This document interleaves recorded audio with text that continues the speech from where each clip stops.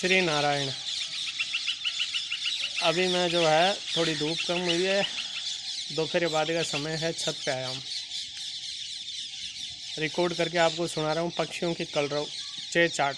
सबसे बड़ी संख्या में है तोते। और अभी पहले मैंने लगाई थी वो फ़ोटो है, वो है बंदर के बच्चे की। तो सारे पक्षी जो है उसकी वजह से बोल रहे हैं। अब रिकॉर्ड कर रहा हूँ मैं, आवाज़ आप सुनिए।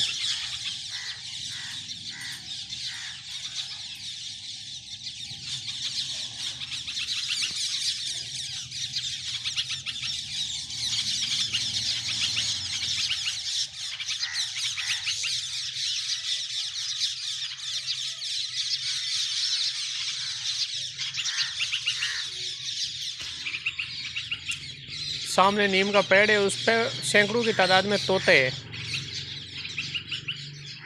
और वो बोल रहे हैं।